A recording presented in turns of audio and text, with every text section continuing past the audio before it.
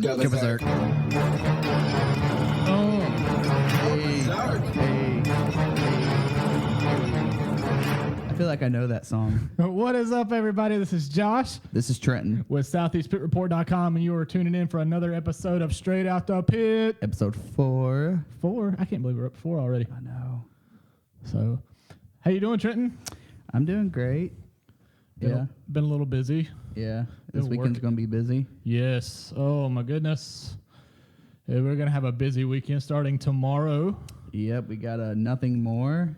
And Turbo Wolf with a Outbreak Tour.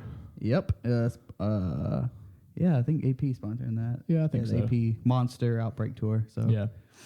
But yeah, we'll be when are we going to get our own tour? I don't know. The Out of the Pit tour. Maybe when people start paying money for this and we start making money and we can If your afford that. band wants to go on tour and stick our logo on it, then do it. That's right. If any bands out there have a van or a trailer or anything, we got plenty of stickers we would love to send your way, and we would love for you to put them on there. We got to give it Lies Within one That's right. because their trailer's decked out. They have a killer trailer. They I do. love their trailer. They're going to Japan. Yeah, I saw that. Yeah. Yeah, they've got a killer trailer. I love those guys too. They need to come back around here. Yeah, they do. You know who they need to bring with them next time, though? I know who they're bringing next year, but I can't say it. Who they need to bring, though, is the Browning. They brought them already. They didn't come to Ground Zero. Yeah, they did. No, they didn't. That tour did not come here. We announced it the very first time we interviewed them, though. Oh, yeah. I'm thinking of the Browning with My Ticket Home. That's the one I was thinking about. Yeah, It Lies Within and the Browning tour did not come to Ground Zero. You're right. I was really bummed about that. But shout out to the dudes in the Browning. They've got a new album coming out, or they're working on it, or something. Yeah, I've been wondering what happened to those guys. Yeah. Like, they kind of fell off after a bit, and I was like, where'd the Browning go? So the guys in the Browning, if you're listening, reach out. We want to talk to you. Where's your new album at? Yeah, where is it? We're waiting to hear it. But yeah, anyways, so we're going to be in Charlotte tomorrow night, or tonight, considering this is going to come out on Friday. Yep. And Greensboro on Saturday. And Greensboro, come say hi to me. I know people, some of you North Carolina people there, and Virginia. So if you're coming to the For Today show, come say hello to me. I'll have a butt ton of cards to hand out. So Yep, for free music. For those of you who don't know, we have a summer sampler CD that we gave out at all the stops on Warped Tour. It's not a physical CD because that cost a whole lot of money, but we printed out like 5,000. I actually have some in these shorts that I forgot to take out a while ago. That's nasty.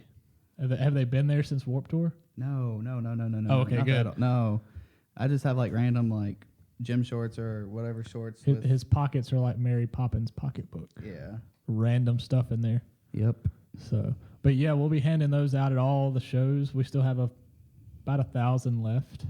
I have like several boxes that are unopened still in the backseat of my car in that duffel bag. Wow. You're fired. That was your one job. But I hung 10 up in like Hot Topic. Sweet. Yeah. Yeah. So there's that. And I give them to like every band we talk to. This and is just true. Drop some on the merch table. So yeah, and if you guys aren't coming to a show that we're going to be at, just swing by our website, southeastpitreport.com, or our Bandcamp, southeastpitreport.bandcamp.com, and pick up our summer sampler. It's completely free. It's pay what you want. So if you don't want to pay a thing for it, you don't have to pay anything for it. But if you want to pay $1 for it, that'd be awesome too. Speaking of paying, we haven't really pushed this a lot, but if you go to our website, southeastpitreport.com, you will see an ad for Amazon. If you click on that ad and buy something, we get some of that money too, and it helps keep the website up. That and iTunes as well. We have an ad for iTunes. Oh, we have an ad for iTunes now too. Yeah, we're an iTunes affiliate. So when we get to music later and you don't want to, you're too lazy to go out and buy a CD and you want to buy it on iTunes, then use our iTunes link to buy some of the albums we will talk about later. That's right. Make the band's money, make us money. Yep. Help keep this thing going. Mm-hmm. Go buy Aaron Lunsford's book using our Amazon link, like we talked about before. That's right. I think we did say that. When Yeah, we we were talking did. to Yeah, I love that guy. He was awesome. That was a great interview. It was. His book's great. I finished it. Really? Did you? No. Are you still on chapter 7? I'm on chapter 8. Listen, I've been busy at my day job, okay? So he needs to put it out like a book on tape. Like, how much cooler would that have been had you had the book on tape? Hearing Aaron Lunsford reads his whole book. Or better yet, if Aaron could get Morgan Friedman to read his book. Yeah, that'd be great. That'd be awesome. Mm-hmm. Or like George Bush W. That would be even better too. So, shout out to my friend. I doubt he listens to this, but his name's James Costa. Jamie Costa. He does impressions. He's kind of famous on Vine and doing a lot of commercials around and stuff. Some of you guys have seen him on the internet. As he did Robin Williams. Yes, it was the Robin Williams guy. He does a mean George W. Bush impression as well. So maybe we could call him to read Aaron Lunsford's book as George W. Bush. Yes, while having a conversation with Jack Sparrow. Or we could have him read different, like have it like conversational wise, like with all of his different characters. Oh yeah, that'd be great. That would totally trip somebody out. That's like a bad acid trip. I actually saw him post on Facebook that he got out of a $1,000 speeding ticket for doing impressions for the cop. Okay, first of all, who gets $1,000 speeding ticket? Are you like drunk going 200 miles an hour? No. It was like one of those, from I could see, it was like one of those middle of nowhere roads, like in the West, like Arizona or whatever, that just go on forever. And I guess people just go like 120 miles per hour down there. So I guess he was going super, super fast. That's the only way I can think he got a $1,000 speeding ticket. $1,000 speeding ticket would be like... Plus people out west are crazy and everything's higher anyway, so... That's true. Gas there's like $5 and it's like $1.80 here probably. $1.87 down the road. I'm so glad gas is cheaper. Mm-hmm. So much better than when it was like $4 a gallon, even though I drive a Volkswagen. Speaking of cheaper and all that cool stuff, the West also has no water, and South Carolina has a ton of water now. So if we could pick up all the water and move it in Columbia, it to California, they'd appreciate it probably. Probably not, because that water's disgusting. You can boil it. I read an article the other day. It was talking about all the people that were like floating down the street in Columbia. I saw pictures of caskets floating around. That's real, y'all. And the article was talking about how much bacteria was in the water down there because of trash cans toppling over and porta potties getting overflown and everything. For those of you who have no idea what we're talking about, we're from South Carolina, and y'all, and that Hurricane Joaquin, that darn Joaquin hurricane, dropped trillions of gallons of water on this here. You can stop that now. Low country.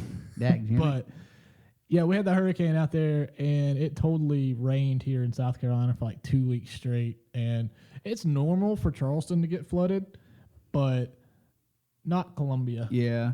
Actually, I was today at work, I was listening to the Bad Christian podcast, and I heard Toby say like his house was the only house on the street where it was high enough to where it didn't get hit or it flooded at all. Everybody else was flooded. So what you're saying is if it ever floods in the upstate, my house would be perfect. Yes. Awesome. I feel bad for my neighbors across the street. Yeah. Because they're like down in a hole and I'm on top of the hill. Yeah, so he was just saying like, water would just stop at his yard because his house was high enough up to where the water didn't get to it. So yeah. But moving on, man. So we're going to be at Nothing More on Friday. Trenton's going to be at For Today and Silent Planet. And yeah, while we've had a week to digest that album, For Today freaking brought the heat with Wake. I don't know, like I like it. Don't get me wrong. It's a good album. I enjoy it. Like musically, like that was musically, yeah. It was like I will like just because of the lyrical content. I liked Fight the Silence more just because there was different topics addressed like poverty, human trafficking, all that cool. It's not cool stuff, but all that stuff, all that bad human stuff. Trafficking is cool. But Haley's gonna be really mad at you if she listens to this for saying that. Yeah, probably. Sorry, Haley. Haley, we love you. But anyways, yeah. So he like talked about all that stuff on the last record. Kind of, it wasn't. I think they kind of like went back to the whole, I guess, spiritual realm with this one in a way, which isn't a bad thing. But I just liked the fact that they touched on different social issues and moral issues on the last record rather than just the whole like same old like spiritual writing and stuff. Like I dug it musically, but it was almost like it was the same album. See, I thought I think lyrically that they've always written. See, that's why I liked the last one more, is because it was different. Oh yeah, I definitely liked the last one. But musically, one. Go back to probably Breaker on through up to Immortal, like those albums and the EP or whatever, that like you knew it was a For Today song just because of the way the music sounded. by far, Immortal is the best For Today album. That and Prevailer. I liked Prevailer, yes. Immortal, I haven't. That's the one I haven't listened to as much as the others. So but that was what got me into For Today. Oh, really? You're a late bloomer then? Yes. Mine was a few songs on Portraits and their worship song they did at the end of Portraits, which was, I think it's really good. I thought it was really good. But yeah, no, the Immortal was the very first album I'd ever listened to by For Today, and that's always going to be my very favorite album. That's usually how it goes. Like the first album of a band you listen to is always tends to be your favorite. It's kind of like Master of Puppets by Metallica. That was the very first Metallica album I ever heard, so it's always going to be my favorite Metallica album. It's like, I guess it's like Plagues with the Devil Wears Prada. I didn't hear them until Plagues, and so, I like everything since then. I think the Space EP is freaking amazing, but Plagues will always have a special place. Same thing with Someday Came Suddenly by Tag Attack. I still listen to that record. that is still one of my favorite records. Plagues was the very first Devil Wears Prada, but the Zombie EP is my favorite. that one's. And the fact that I'd never seen them play Outnumbered live as many times as I had seen them since that album came out, and then they played it at Warped Tour. Oh, yeah. Well, if you would have gone to the Zombie 5 tour, you would have heard it then, it too, didn't come Josh. around here, did it? You went to Atlanta. I went. I think it was like in the middle of the week, and I don't go to Atlanta. No, it was a weekend. So I don't know. Because the night before I was in Columbia for the Defeater tour, and then that tour was in Atlanta the next day. So I don't know. I should have went, but you should have. I didn't. Yeah, Born of Osiris killed it. That was my first time I saw them too. We've got a live video of them from Baltimore. Terry shot it for us. Sweet. It's on our website, or not on our website, on our YouTube channel. Go check it out. Go check it out. All right, and then Sunday, if you're in the Charlotte area, we're not going to be there, but Sleeping with Sirens and All Time Low and the boys in Neck Deep are going to be in town. And some Japanese guys called One OK Go or OK One Go.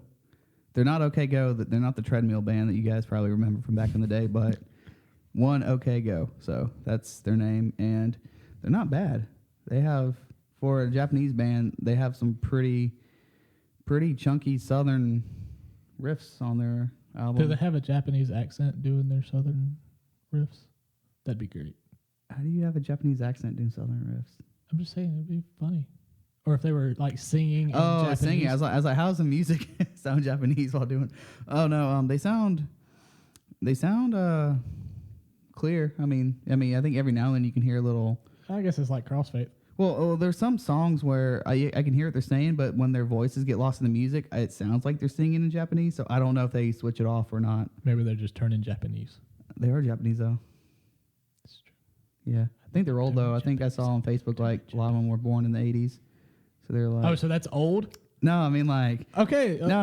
Okay, go ahead. Okay, think about All Time Low, Sleeping with Sirens, Neck Deep, bands like that. You think young teens, 20s. You don't think about like 32, 33, 35 What you got against 30-year-old people? I'll be there in 5 years. What you got against 30-year-old people? I'm fired. Yes, you are. When we finish this podcast, you are gone. The style of music is what I was trying to say. Oh, so now we need to be listening to oldies. Yes. You're a jerk. Oldies, like, golly. Listen, it's bad enough that I catch it from my wife that I'm 30. How old's your wife? She's like 26. Oh, okay. So she's got a ways to go then. Yeah. So. Yeah. But yeah, it's bad enough that she's a year older than me, so I got that over her. Yeah. If she gives you crap about it. Hey, but at least your insurance went down this year. Hopefully. All right, moving on. But one of the shows that this weekend that I'm probably the most excited about is the 20-year tour with Korn, Suicide Silence, and our boys in Islander. Yeah. That is, like, I'm excited about nothing more because those guys put on a great show. I'm excited to see Turbo Wolf tomorrow night.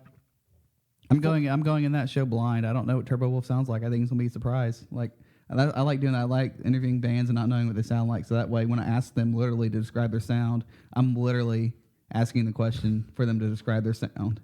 But yeah, so it's gonna be. I'm excited about that. But yeah, Korn is always going to hold a special place in my heart. I can never get into Korn. I absolutely love Korn. I remember being in 7th grade. You were probably not even born yet. You're only 5 years older than me. Trenton was not even born yet, and I'm in 7th grade. I was like 2. Okay.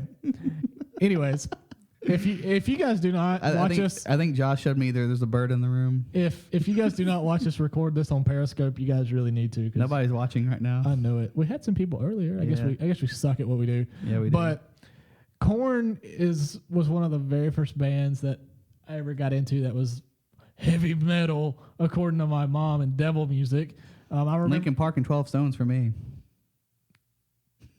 12 Stones. Like you could have heard like crickets chirp in this room just now.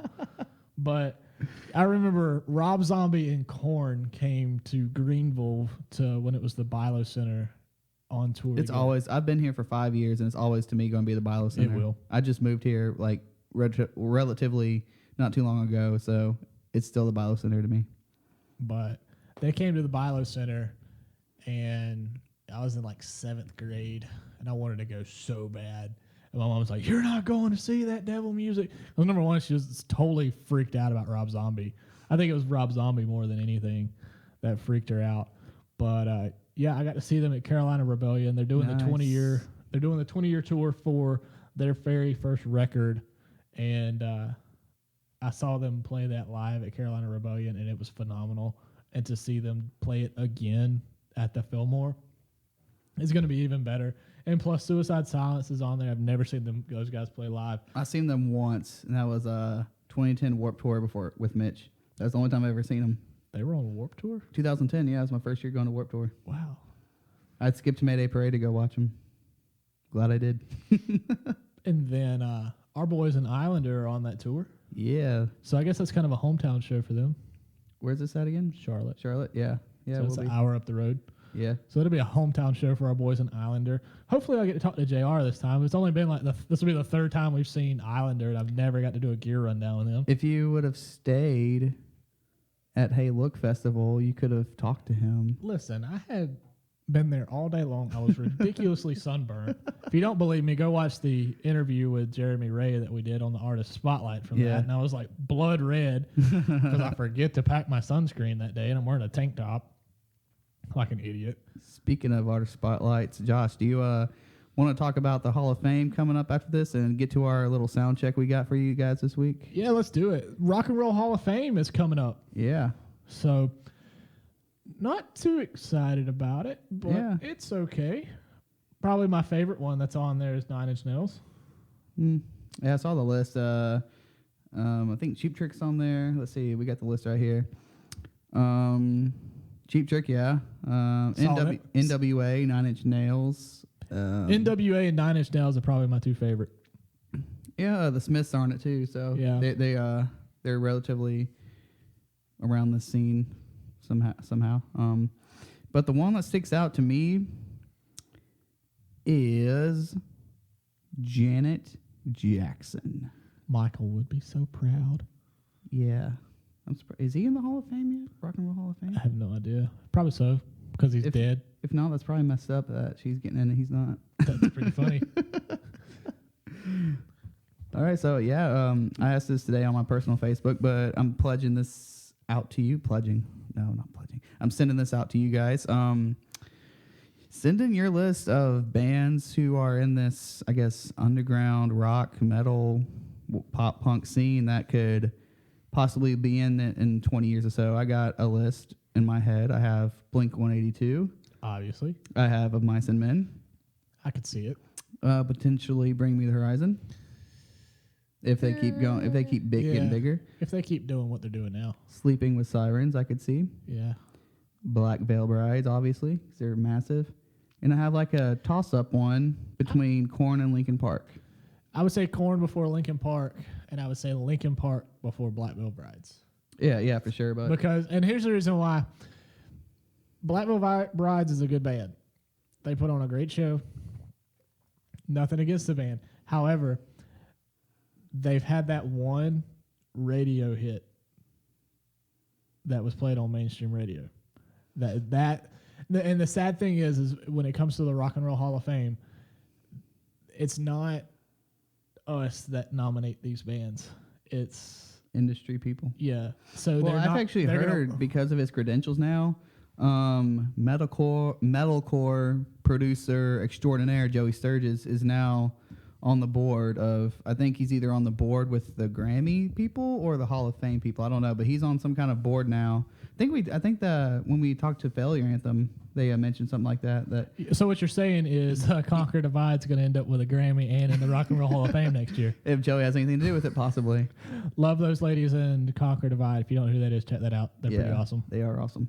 But so send us your lists and everything of who you guys might think could possibly end up on the Rock and Roll Hall of Fame. I'm going to go ahead and talk about this a little bit because you mentioned Blink-182, and I think we talked about that Blink-182 last week or in the last couple of weeks, and how you weren't like a huge fan. Yeah, I respect what they've done. I could see them in the Hall of Fame. We were talking about this at work today, or actually yesterday, because a friend of mine at work is a huge Blink-182 fan, and Blink-182 is like the way Metallica is, okay? And I don't like them either. Just hear me out. I am. Okay, you're a youngin, by the way, so you're not going to enjoy Metallica. No, there are people my age who love Metallica, or if I were to post tonight saying I do not like Metallica, there'd be so many people telling me what's wrong with you. You'd probably get crucified. Yeah, I mean, just because they're a pioneer, and I have a lot of respect for them, obviously, but their music style is just not for me. I mean, I'm not. You weren't even born yet for Master of Puppets. I'm not into 10-minute-long guitar intros. Hey, listen. Okay, you just don't know what good music is. By the way, since we're talking about Metallica, go on Netflix. I'm sure it's there, and watch Through the Never. It's their movie. I've seen that on Walmart. The soundtrack for that. No, go watch the movie. Yeah, the movie is killer. I watched it. God, it's been like a year ago, but it was pretty killer, and it'll totally change your mind about Metallica. What were we saying about Blink? But anyways, back to Blink-182 and the Rock and Roll Hall of Fame potentials. We were talking about that at work the other day, and I think Blink-182 is one of those bands that after Take Off Your Pants and Jacket, it was not Blink-182 anymore. Like, it's their sound completely changed. They'd never had a solid album that was start to finish really good. Take Off Your Pants and Jacket is the Black Album for them, like the Black Album was for Metallica. Metallica never put anything out that was solid and could listen to from start to finish and not skip a track after the Black Album. It was all kind of hit or miss. And the same thing happened for Blink-182. Like, Take Off Your Pants and Jacket, Enema of the State, Dude Ranch, Cheshire Cat, all those were phenomenal albums. The best album that they ever put out was the Mark, Tom, and Travis Show, which was the live album that they did. And the reason why I say that was because, number one, it was funny. Number two, it was all their great singles and all their great songs all on one album. Mm-hmm. So the thing is with Blink-182 that it's going to get a lot of people and may keep them out of the Rock and Roll Hall of Fame would be if they don't put out good music now with the guitarist from Alkaline Trio. Yeah. Two more before we get to our music. Sound check, yes. Two more that just popped in my head that are obvious massive bands right now. Fall Out Boy and Paramore. Like, they could do it too. Yeah. Probably more. They've got a while though. Yeah, they could probably end up doing it more than half the bands I listed already. So I guess the top three realistic ones would be Blink-182, Paramore, and Fall Out Boy. So true. So. Like I said, I see Blink-182 being there. Out of those three, I see Blink-182. Oh yeah, for sure. Because they've had so many radio hits. Yeah. And like I said, that's the industry people that pick the Rock and Roll Hall of Fame and all that crap. It's not, hey Trenton, what do you think? Do you think this band's good enough to be in the Rock and Roll Hall of Fame? They don't care what you think. It's all industry people and who sells the most records. So yeah. But anyways, on to the sound check. Our sound check is brought to you in part by Carolina's Choice Realty. If you're looking to buy, sell, rent, or buy any investment properties, anything like that, check them out at carolinaschoicerealty.com or carolinaschoiceproperty.com, I'm sorry. And get in touch with them and their team, and they will get you guys straightened out and get you guys what you need. What is up, everybody? This is Trenton with SoutheastPitReport.com coming at you with Sound Check, which is our segment in which we talk to an unsigned or newly signed artist to help them out with a promotion or a new album and the like. So if you're a band in that category, email me at Trenton@SoutheastPitReport.com for more information. Now here's our Sound Check. And this is Trenton with Southeast Pit Report here for Sound Check here at the Masquerade in Atlanta, Georgia, hanging out with Native Sons. How you guys doing? We're doing good, man. All right, you guys just played a sold-out show with Issues in Paris, Funeral Portrait, and Bad Seed Rising. So how'd that go? It was a lot of fun, man. Awesome time. It was really cool. Okay, so give a little history about your band and stuff, how it came from. I understand like a few guys came from different bands and all that, and different backgrounds and all that. They're pointing at this guy. Pretty much. Michael. It started with me and Spencer way back in the day. We were kind of messing around. We had a few other musicians that were jamming with us. So just over time, like through mutual friends and through everybody, we met Kyle, Jason, John, and Austin and everything in the last year. We've all known Jason and Kyle for a long time, just through like the local music scene back in the day. And Jason and I became MySpace friends like in 2000, 2004. 2004, yeah, that was a long time ago. And he plays keyboards too, so we'd sit on MySpace and just talk about keyboards and bands and stuff like that. Yeah. And then he kind of did his thing for a little bit. He played in Slaves, and then we kind of had a checkered past with like members and stuff like that. But you know, Jason was always somebody that we wanted to be in the band. So once he joined, you know, Kyle was before, because you know we knew Kyle from the local scene too. And it just kind of, I don't know, all worked out. You know? So you guys have quite a few EPs out and everything. So like, what's your most current one, and where can fans check it out, and what is it about? Our current EP is titled Relay Acquire. We just put it out in June of this year. It is the first EP with me in the band. So I'm pretty stoked about that, I suppose. But everybody can check it out on YouTube. We got it on Bandcamp, Spotify. We're on iTunes, Google Play, Android Market. It's pretty much everywhere, man. Black Market, maybe? Black Market, yeah. If you want to trade a kidney for our album, that's tight. We could do that. We need a new band, so a good kidney would help. So you guys, what else you guys coming up for the rest of the year, going into 2016 and everything that we can expect from you? Well, we have some good stuff in the works. Hopefully everything plays out.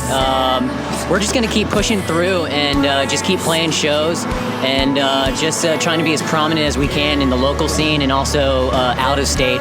And hopefully it picks up, and if it doesn't pick up, we're having a hell of a time playing. But again, we're just going to keep pushing through and just power on. Also, we got a little Florida run coming up next month. The dates are going to be Tifton, Georgia, Tallahassee, Florida, Panama City, Orlando, and then we're doing another show at the Masquerade with our friends, A Fight for Life, and that's going to be awesome, so please come out to that. And that's all that is at the end of October. Okay.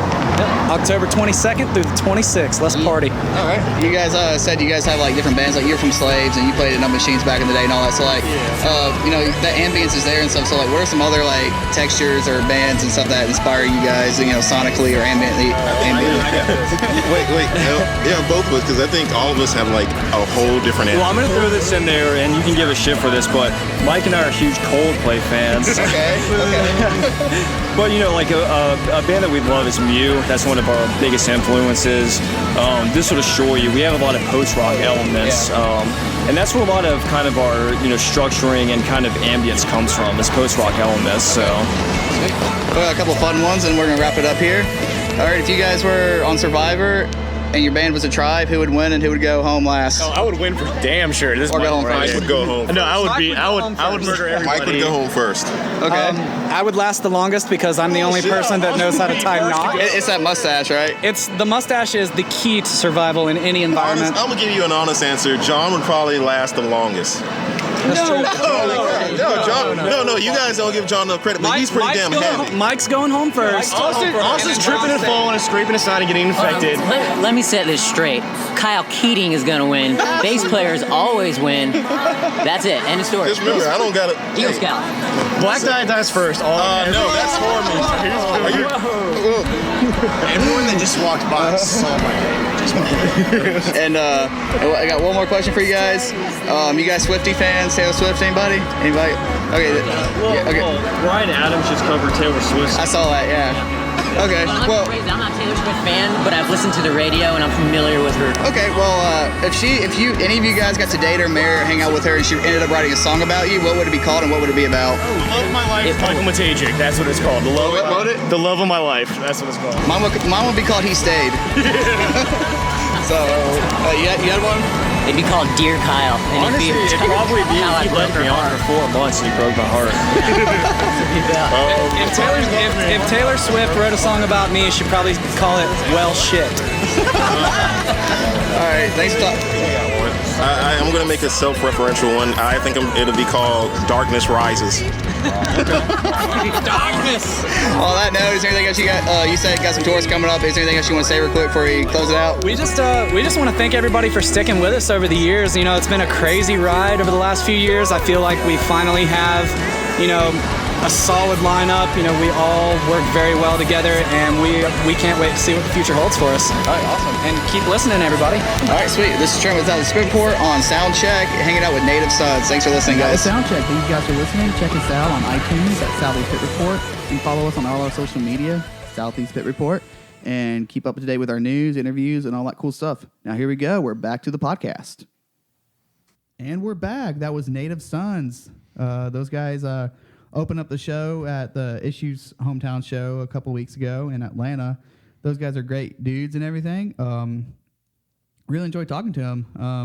And a big shout out to those guys for not making me have to drive back 3 hours in the middle of the night and let me crash at their band house or whatever. That was pretty cool. Lee came over for his birthday, and the rest of the Funeral Portrait guys and some of their other local buddies. So that was Birthday fun. shenanigans. Yeah. But wasn't too crazy. It was a Wednesday night, so. anyways, we got a very special guest for you guys tonight. Yes, we do. We have actually talked to them before, but hey, they've got a new album coming out, and they're always fun to talk to. Yeah. Talked to them at Warped Tour this past year. Yep. So, yeah. And then we talked to them at Warped Tour. They're going to be in Charlotte Saturday night as well. Wow. Oh, Charlotte is going to be a busy town Charlotte's, this weekend. yeah, they're getting pumped up. I think somebody else is in Charlotte. Oh, also, I don't know if it's Friday or Saturday, but Craig Owens is doing one of his little mini acoustic shows. POD is going to be in Charlotte on Friday. Yeah, whatever the 10th is, I think it's With Saturday. ICP, which so is really odd. Go check out, go to Charlotte, and go to Greensboro, see For Today on Saturday, or go see Craig Owens, and it's a little intimate show. So go check them out. Go check him out as well. So.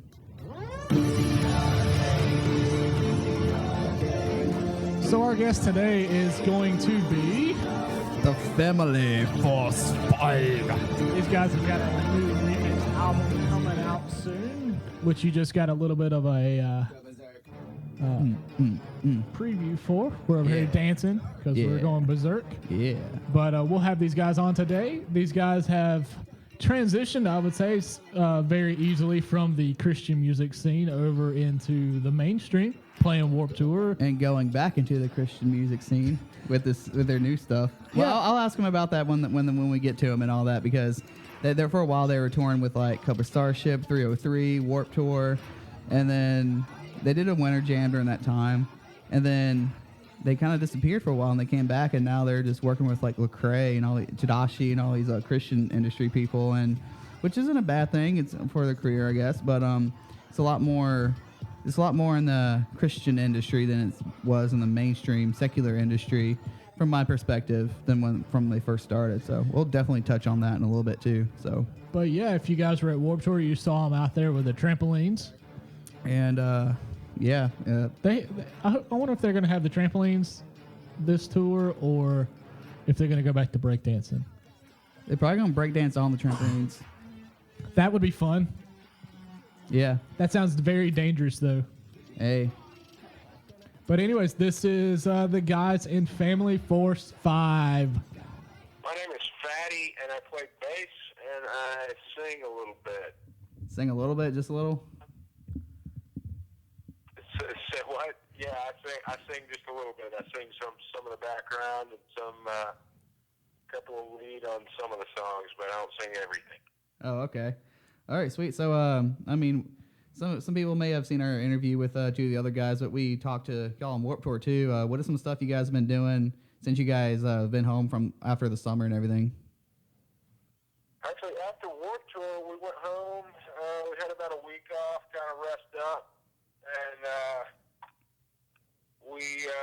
we did a series of kind of one-off shows and festival stuff, and then we started recording the what will be the 5th record. Oh, and so we've okay. we've been writing. We were writing that record, or part of that record, on Warped, and then after Warped, we started recording that record, and we got it about 3/4 of the way done. So it's going to be pretty cool. It's going to be we're super psyched about it. It's going to be super funky, and we're excited about it. Okay. So is it kind of keep into the current album and everything, the whole like dancey kind of thing? Yeah, it's kind of a same mix, but I'd say it leans heavier on the on more of the funky stuff. It's still rock and roll and dancey. It's very Family Force 5. You know, it's staying true to Family Force 5, but also throwing some other twists and turns in there. Okay, awesome. So right now you guys have a remix album coming out though. What can you tell us about that, and who are some of the guys that you got in touch with? I mean, your band's kind of known for, you know, I guess between album cycles doing a remix of songs or a whole EP basically at times. And who are some of the guys you've worked with, and what made you guys decide to do it again? Dude, I think it's something we like to do because we love, like, a lot of the times we have friends remix stuff. There's a guy on there named Dirty Rice. He did some stuff, and he works a lot with a guy named Lecrae. He's a good friend of ours. And then there's another guy named Matoma that did some stuff on there. And we love to do remix records because we love to get our friends and other people that we respect and talented people. We love their view on our music. We love to see what it sounds like coming through their filter. You know what I mean? And Yeah. sometimes I'd say probably most of the time it sounds better.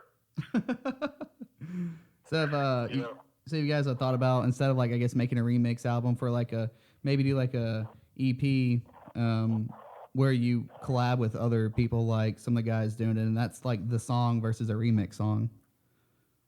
Yeah, you mean like doing collaborations and stuff? Yeah. Kind of, instead of like doing a remix EP, like make an EP while collaborating with people, so it kind of sounds like that to start with. Yeah, I mean, I think it's I think that's something fun to be, to do. I mean, we've done some of that on some of the actual physical records, but never done like an EP like that. That's a pretty interesting concept. That would be super fun to do. I might steal your idea, bro. All right, just throw us some thank you liners and we'll be good to go. All right. So you guys got this tour coming up as well. What can you tell us about that and everything? Yeah, it's primarily in the East Coast. It's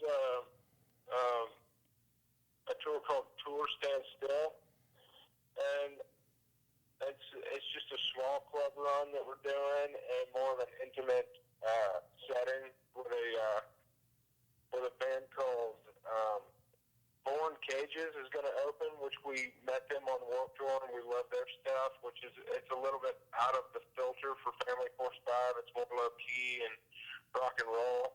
Yeah, I remember those guys. Yeah.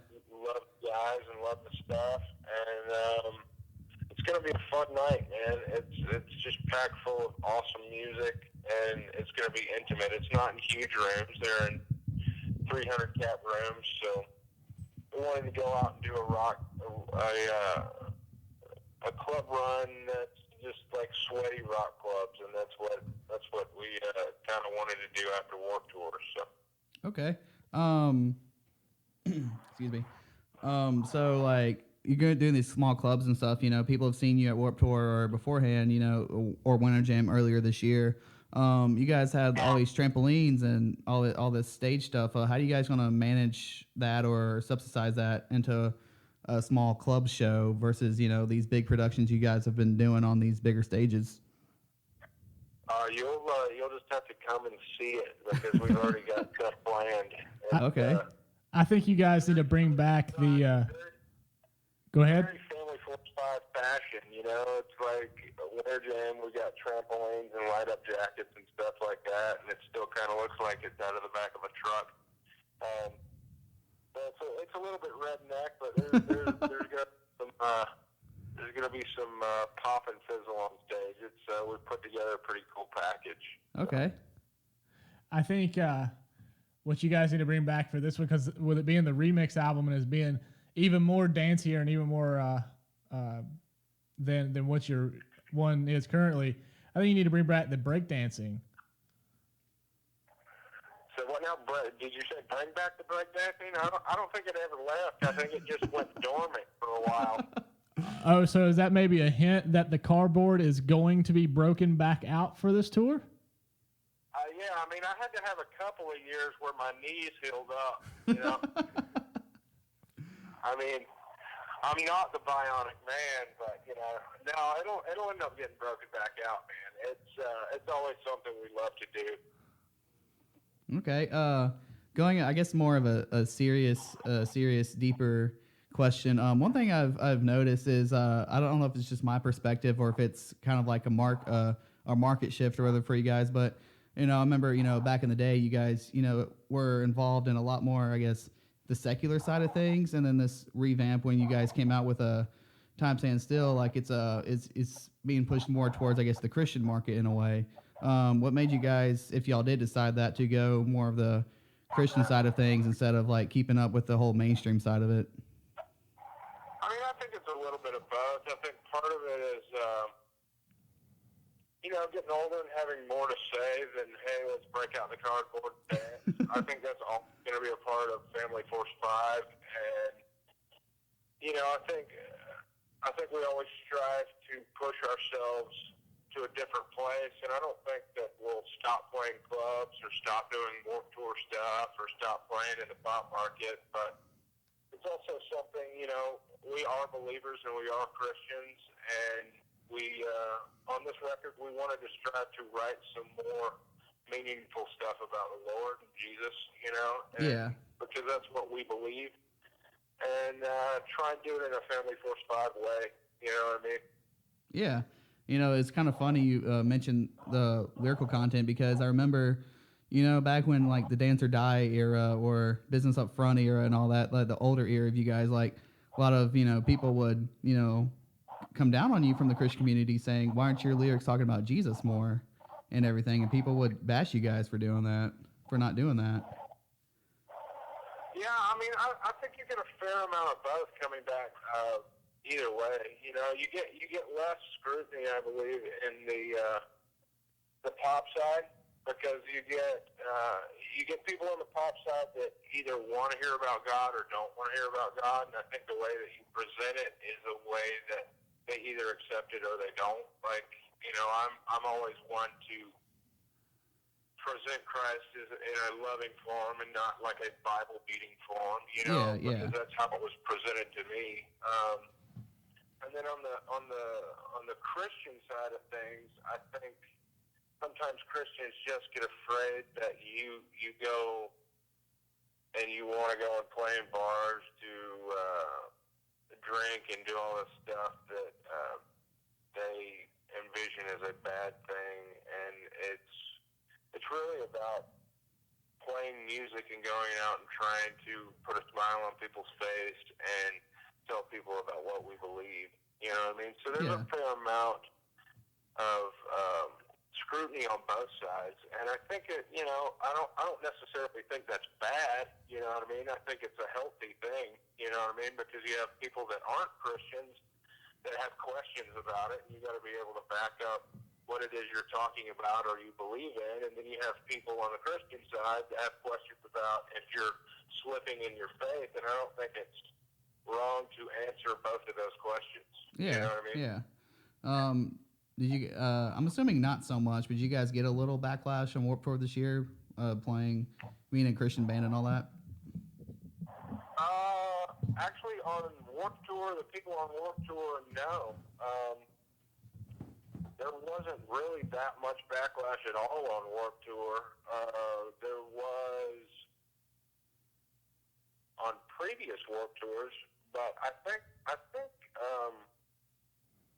as we get older, and I think as people in general grow and get older, I think there's less of that, and there's like more of like what I was talking about. There's more people that will ask, like, you talk about God, tell me about God. You know what I mean? Instead of going, oh, you're a Christian, get out of my face. You know what I mean? Or there's people that are like, you're a Christian, I think you're a cool guy, but I don't want to know anything about that. Just, you know what I mean, be my buddy, and, you know, I don't have a desire to know about it. You know what I mean?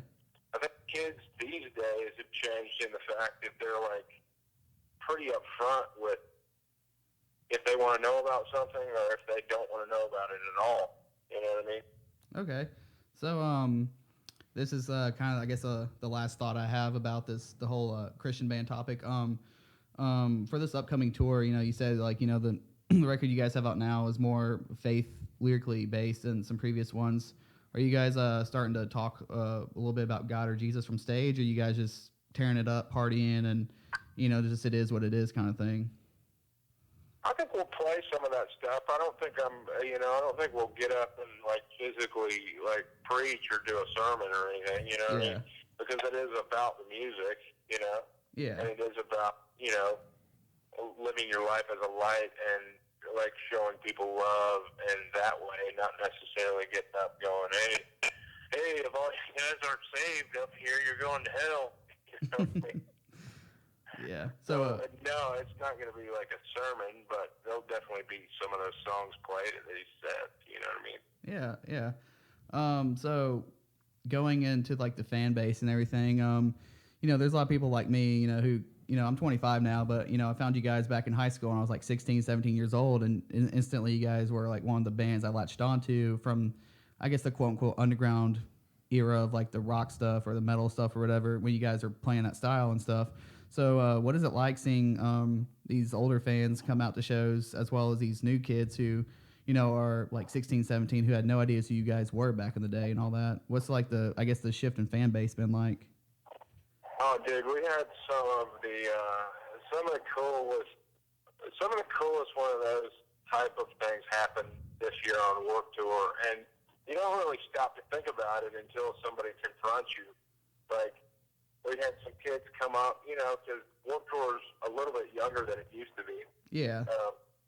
You know, the demographics changed a little bit since, like, 06, 05, 06. And we had a couple of families come up where there were older ladies, you know, like late 30s, early 40s, and they were like, oh my gosh, I love you guys. I've been following you for 10 years, and my kids love you now, too. You know what I mean? Yeah. And it's like, which I think is so cool, but then also we kind of turn around and go, wow, we've been doing this a long time, and am I getting that old, really? Like, it's trickling down from the fan to the child now, which is a cool thing, but, you know, you also have your self-check moment where you're like, wow, I'm getting old, and I'm still loving what I'm doing, and I'm still having fun playing music, you know what I mean? Yeah, you think you're going to be like 65 up there still jumping on trampolines and cardboard and going crazy? Dude, I think as long as I can play music and, like, love what I do, I think I'll probably do it. I'd do it until I was 70 and somebody would kick me off the stage or my leg breaks on some cardboard. All right, so I mean, it's about what you love, man. You know, I mean, it's your passion. But I do have those questions. You know what I mean? It's like, okay, well, am I going to stop doing this when I'm 50, or am I going to still do it? You know what I mean? Yeah. What are you guys doing later in the year after this tour wraps up? Going into like 2016 and everything. So we're doing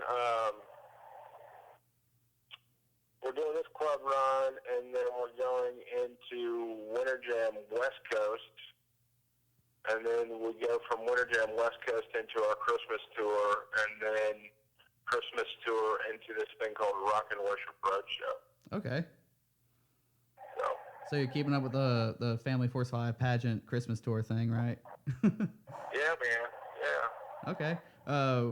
just because, like, one could think cool thing about Warped Tour and stuff like Winter Jam is, genres who would never ever play together, and so, I think only Winter Jam would bring you and Skillet to the same stage. What are you expecting from those guys and hanging out and everything? Dude, man, the whole Skillet family, down to like the people in the band to the crew, they're some of the sweetest people I've ever met, and I've known John Cooper since I was probably 15 years old. Oh, wow. Me and John Cooper and Jacob and Naydaddy, or Crouton and Naydaddy, and then when Sola was in the band, we all used to have another band prior to Family Force 5 that was called Ground Noise, and us and Skillet, they were still called Skillet, we met and we played this little dive club that was like maybe 100 people were there 15, 16 years ago. Oh, wow.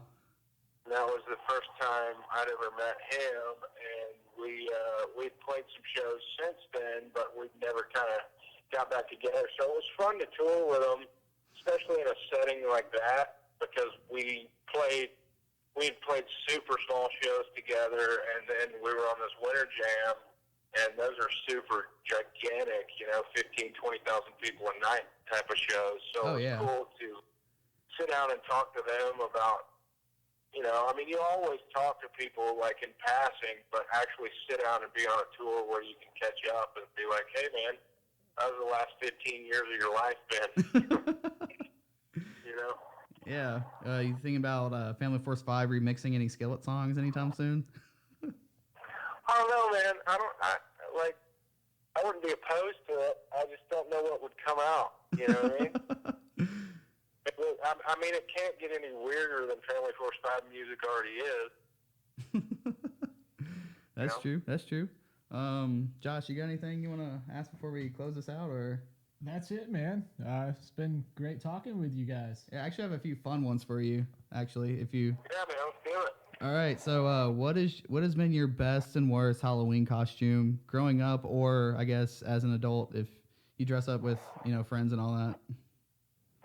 Oh, I'd probably say my worst one was when my mother didn't want us to go out for Halloween, and she finally was like, okay, you can go out with all the kids, but you have to dress up as Noah.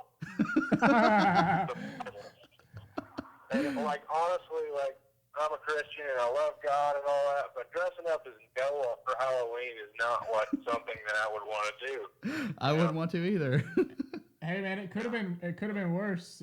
You could have had to dress up as like Adam. Oh yeah. Pre-fall. Yeah. So yeah. A fig leaf, right? Exactly. All right, I got another one for you. I asked Crouton in Hollywood this at Warped Tour, so I want to get your answer out of it. If you could hang out with Taylor Swift and she were to write a song for you, what would it be called and what would it be about?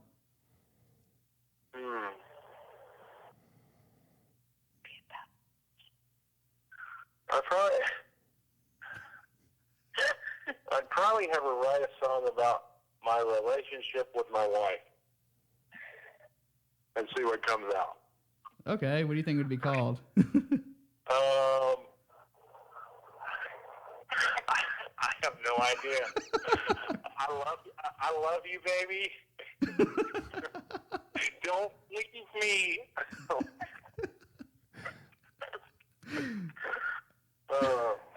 All right, is there anything else you want to promote or talk about before we wrap it up?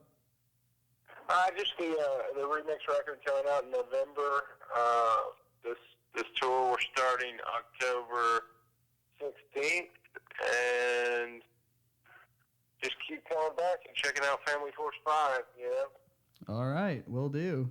Keep me rocking until I'm 72. That would be amazing. Yeah. You could be instead of using the trampoline bars y'all have, you can use the walkers with the tennis balls on the bottom to jump around Yeah, on. I think it'd probably be more like wheelchairs and walkers and crutches. Hey, wheelchairs on a mini ramp doesn't sound that bad though. Dude, man, we're coming up with all kinds of stuff. Yeah, we are. Collab earlier, wheelchairs. Yeah, for sure. Yeah, man. All right, well, Thanks, guys. it was good talking to you, man. Be safe on your trip and everything, and we look forward to seeing you guys on your tour and all that. All right, man. All right, take it easy. We'll see you out there. All right, see ya. All right, that was Fatty from Family Force 5. I'm pretty positive his wife was in the car with him at that time. Maybe, I don't know. I'm pretty positive because if you go back and listen, you did hear somebody that wasn't a GPS. Somebody was laughing, and it was very feminine. I did hear that. It wasn't a GPS. It was either his wife or it was Crouton. Maybe, I don't know. I have no idea. But yeah, that dude's awesome. Those guys are awesome. Yeah, I've been a fan of Family Force 5 for years, and like I saw them. I'm trying to think on who all was. I know Flyleaf was on the tour, and that was when Lacey was still in the band. So the last time other than Warped Tour that I saw them was in Charlotte. The only time I've seen them prior to Winter Jam, and Winter Jam. Because of what we do here and all you beautiful people seeing those interviews on YouTube and our website and all that, I was not able to watch a lot of bands this year, and so I didn't get to watch those guys. But I did see them on Winter Jam earlier this year, and I saw them on Winter Jam back in 2009 when they did a little run, and they straight up killed it. They kill it. They kill it every time. Yeah, they do. But yeah, back to the Taylor Swift question. I love that question because it stumps people, and half the guys I ask it to, they say something. They hate on themselves. They're like, "Oh, he's an idiot," or "He's a douchebag," or something. Like, which I don't. I find it really know. funny that every guy we've ever asked has been like, their answer to the question is never anything positive. I've heard a few positive ones of guys that really like her, like that's their crush and all that. I've heard we've gotten a few. She's got positive weird ones, but eyes. Like she's good looking, but she's got weird eyes. I don't know if it's her makeup or what, but I don't know. And you can obviously tell that I'm a guy and I know absolutely nothing about makeup. But like, why does she do her eyeliner like out to a point? the wings. Yeah, what's up with that? That's weird. A trend. If you go on pretty much any artist or anybody, or even just on Facebook pages, you'll see girls and women doing that. Okay, ladies. For that's just the thing now. For our lady listeners that are listening right now, let me tell you straight from Josh. This is just going to be Josh's corner on makeup and you heard it here first, folks. Josh is working a corner now. That's right, showing a little leg. But anyways, less is more when it comes to makeup. Less is more. You know what a girl will say to that? No, I've got to have on 15 layers. Nope. I don't do it for you. I do it for myself. There's a lot of truth to that. It makes me feel pretty. I saw a meme on Facebook saying like, "Oh, you girls, you don't need makeup. Oh, you think I have 17 MAC brushes and makeup accessories?" I'm impressed that you knew a brand of makeup. A brand. Notice I said a brand. But that's what the meme said actually. To get made up for you, no. So there's probably a lot. Luckily though, like my wife, she has always been one that doesn't wear a lot of makeup. She's like eyeliner, eyeshadow, little lip gloss. Yeah. Makeup to me is to enhance the features that are already there. Yeah. I don't think it's there to create new ones. Wow, we've totally like chased a rabbit on this. Yeah, we need to get some next time. Hey, if we interview our Wrestle Bear once in the end of the month, we need to get some makeup talk from her and see what she does. Do a little segment for the ladies. Little makeup talk. Yeah, out of brushes or something. I don't know. Name your favorite makeup. Yeah, we will. Or we could do like we could have a sample of like random things of makeup. Some from Walmart, some from would you say MAC? Dude, if you want to drop $100 on no, palette, that's how we're much gonna have costs. somebody donate this. Oh, we can't get donations the way it is.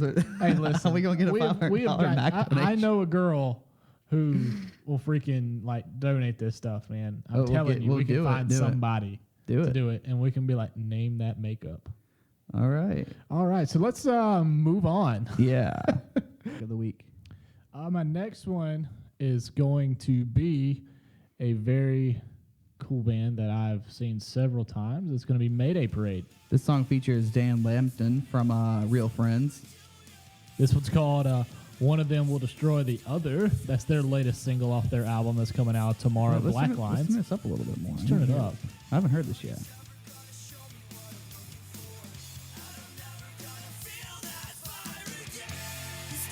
I don't think Mayday Parade has ever sounded as heavy as they do on this song. Yeah, this It doesn't even track, sound like the same band. Yeah, this track is extremely heavy for me for Mayday Parade. Yeah, I mean, I'm used to them singing sad songs and crying and in a good way, making beautiful sad songs, making you want to cry. Yeah, well then like you had like Black Cat on there. Yeah, this is like new pop punk. This isn't the pop punk like they used to play. This is more pop punk like going on now. But yeah, so far this is one of my new favorite tracks. Definitely going to be going on my playlist. For sure. I can't wait to hear what the rest of the album sounds like. All right, and so that was Mayday Parade. I'm stoked for that now. I might be listening to that one at work instead of City and Color. So we're going to get our last one up here. I actually got a early copy of this record. It is a band that's been around for quite a while. They used to be on Fearless, where our boys in Mayday Parade you just heard are on, but they're back on Tragic Hero. It is my pick of the week, and I think the album of the week, just because I've heard it all, and it sounds pretty good. This is Bring Me a War by A Skylit Drive.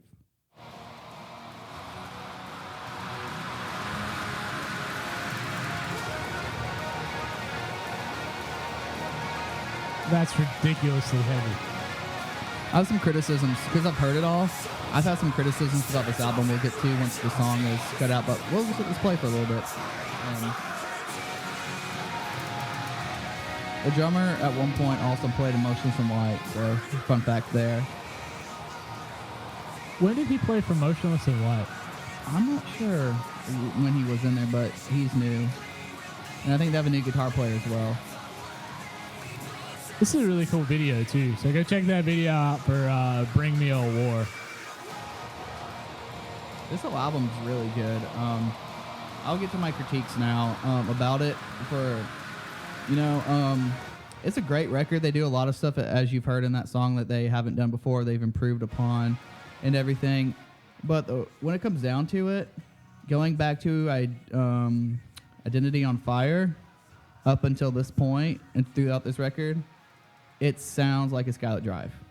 Like every hook, every catchy part, every chorus, it's a Skylit Drive. There's no, you'll get a band where it's them, but they'll play with it a little bit and do different things and stuff, and kind of like build on the sound. While this band has in the heavy department and all that stuff, when it comes to the hooks and everything, it's pretty much a Skylit Drive, straightforward. It's not much has changed there. So if that's a good thing, great. If it's not, then you might be a little disappointed. But when I talked to Ben from Breaking Benjamin earlier this year, he's like, we keep making the same records because that's what we like, and our fans like it. So, I mean, it works for a lot of bands to keep the same sound. If it ain't broke, don't fix it. So yeah, that's right. Yeah, that's one thing that always aggravates the crap out of me when I listen to bands when they put out new albums, is if they go with a completely different sound than what they're known for. Yeah, I think that's one reason why the Bring Me the Horizon album. Like, it's a good album. I've seen, now that it's been out for a while, I've seen so many more positive reviews than I have negative. Well, you know what I'm saying? Like, most of the negatives come from the kids who want them to still be a deathcore band. Yeah, but the album itself is really good, but they changed their sound, and so it's kind of like, it's one of those things. It's the same way, like, if a band doesn't have a sound that they've narrowed down that says, hey, this is what we're going to do, this is the genre that we're going to go with, and so then their albums are just kind of all over the place. Yeah. That's the same thing for me. I'm kind of like, pick your freaking sound and let's do it. And like I said, the Bring Me the Horizon album is a great album. It sounds really good. I think it builds on Sempiternal. Like, I think that was the gap. Excuse me. I think that was the gap that between them. You know, like it's not as heavy as Sempiternal, but a lot of the elements are still there. And I think some of the songs could be intertwined with each other. I think some of the songs on That's the Spirit could be thrown on Sempiternal, and I think some of the songs, like for example, one of my favorites off of Sempiternal, Snakes Start to Sing. I think that could be thrown onto That's the Spirit. You know, even Shadow Moses has a heavier song on there. So I mean, I think some of the songs are interchangeable and everything. So I don't know. But back to Scarlet Drive, I think this is a great album, and it's streaming the entire thing on YouTube. Yeah. So go listen to it. And my favorite song is let me pull it up here. It's the second track. I just like the guitar work and the heaviness of it. Let me pull that up real quick here if I can find it. I love the fact that you have 12 Stones on there. It's everything. Yeah, I'm up on my Spotify. Are they right even now. like still around? They are actually, believe it or I'm not. impressed. They're not doing a lot, but they have a couple of new stuff out. Why am I on Spotify? It's not on Spotify yet. Duh. Yeah, so let me I don't know. The second song on the track, whatever it is on the album, whatever it is my favorite one. Josh, what's this album called? For people who wanna check it out. ASD. ASD's nuts. All right, that was a little too far. Never too far. But yeah, I wonder how he's still doing in the presidential polls. Because North Carolina 9% said they would vote. Oh yeah, for D's nuts. I would too, just because of his name. I'm gonna write him in. Actually, no, we've already told Aaron Lunsford we're gonna write Aaron Lunsford in as president. Yeah. So on the YouTube stream, what is the second? Actually, I have it on my phone because iTunes is taking. Selfless is what they claim is on. Is what they claim. So yeah, well, let me pull this up on my phone real quick because I have it on here. iTunes is quote unquote checking my library. How do you have? Yeah, Selfless. Let's play a little bit of this song since it's my favorite. If you want to fire that up real quick, a little bit of Selfless. That's my favorite song on the whole album, so we can check that out.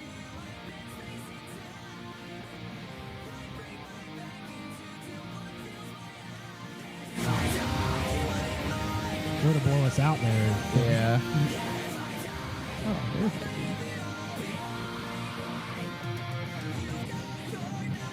Now the part I like, why don't you pop up to the middle endish part? That's where it gets.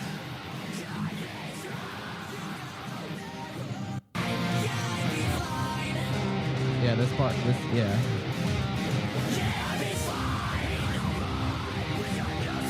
Yeah, this is by far like my favorite song on this whole album.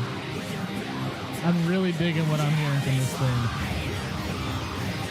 So you know what? Guitar work right there, just how fast it moves and everything. Like I'm really digging it. I also think go to the end. I think the breakdown at the end is pretty. Yeah, let's go right around there. See what happens. There we go.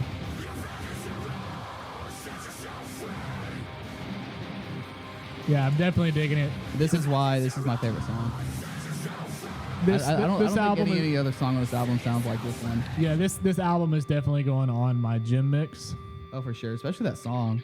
Definitely. They even have a little feedback at the end. See, that's what I'm talking about. Like they've done a lot of different stuff on this album, but as you could hear in the beginning part, the hook was, if you go back to Identity on Fire or any album after that, it's pretty much the same. So, well, we will definitely be listening to that tomorrow along with Mayday Parade and City in Color. Hopefully, let's see if we could get the guys from A Skylit Drive on to talk about this album. Yeah, they're going on tour with Escape the Fate and some other bands coming up, so maybe we can hit them up then when they come around. So yeah, because I think they'll be in Greensboro. Yeah, I got the date circled on my, I use my little photo editing app to circle all the dates on these flyers that we want to go to, that I want to go to, so. Or you could just print it out and circle it with a pin. It's on my phone, though. All right. Well, we're going to wrap things up, man. Thank you guys so much for listening. Wrap it up like a Christmas present. What? Really? Yeah, they're already selling Christmas stuff. You got to get in the Christmas spirit. It's only October. Freaking Halloween's not even here yet. Yeah, I went to, I was in the Haywood Mall, for those who don't know. Haywood Mall's in Greenville, South Carolina. I was in that mall last year, I think the day before Halloween or the week before Halloween, and I think I was waiting to get my hair cut or something, and they already had the Christmas display up in the middle where Santa Claus sits. That's sad. It's on my Instagram, so Southeast_Trenton if you want to follow me on Instagram and scroll down through a few columns. I say a few columns because I don't use it that much, but I'm on there. Or just Southeast Pit Report. Yep, you can add for hours. Yeah, the But make sure you guys, if you enjoy listening to us and enjoy our guests, please make sure you subscribe to our podcast of Straight Out the Pit, and go down and write us a good review and share it with your friends. And because the more you guys listen, the more guests we're going to be able to bring in, and the more stuff we're going to be able to do for you guys. Yeah, and check out our sound check artists once again, Native Sons. Thanks to those guys for talking to us, and go check out the Family Force 5 remix album. Go check them out on their Tour Stand Still tour, and yeah, that's it. I think that's all we got. And that's a wrap. All right, let's wrap this thing up. Later. Peace out.